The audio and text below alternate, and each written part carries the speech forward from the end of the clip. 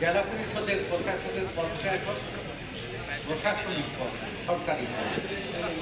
সরকারি পদে থাকার জন্য উনি একজন পলিটিশিয়ান, একজন মুক্তিযোদ্ধা, একজন প্রবীণ মানুষ, সম্মানী মানুষ, আমাদের অভিভাবক। সেই সাথে ওনার প্রশাসনিক দায়িত্ব।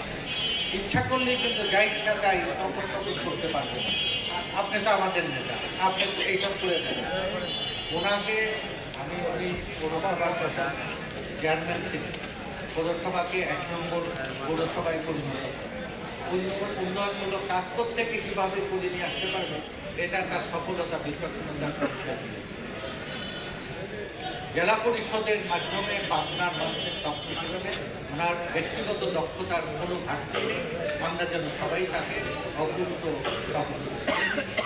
আর একটা অনুরোধ আপনাদের কাছে আসবে যে আমরা এখন বিশু ভাইকে নিয়ে হাঁটতে হাঁটতে ওনাকে এই নতুন যে অফিস ওনার জেলা পরিষদের পদে ওনাকে যা উনি বসবেন, আমরা এটা দেখে দোয়া করে আমরা আমাদের যার কাজে দেবো। পরবর্তীতে যার যে কাজ নেতৃবৃন্দকে দেখে কীভাবে কাজ করতে হবে, ছাত্র সংগঠন, যুব সংগঠন, মহিলা সংগঠন, স্বেচ্ছাসেবক সংগঠন, জনপ্রতিনিধিদের কীভাবে কাজ করতে হবে, এই অভিজ্ঞতা ওনারই আছে। আমরা যেন দলে দলে ওখানে দলীয় অফিস না বানিয়েছি। দলীয় অফিস এই লাহিড়িপুরে বিএনপি অফিস, আমরা অনেকগুলো অফিস করে ফেলছি না, এখন সবাই আমরা এই লাহিড়িপুরের বিএনপি অফিস, আমাদের এমপির কার্যালয়, জেলা পরিষদের কার্যালয়, অন্যান্য সকল পুলিশের কার্যালয়, ডিসির কার্যালয় সবই সরকারের। কিন্তু সেই প্রতিষ্ঠানগুলোতে আমরা সরকার এবং রাজনৈতিক দল একাকার যেন না করি। আমি সেই অনুরোধ থাকবে।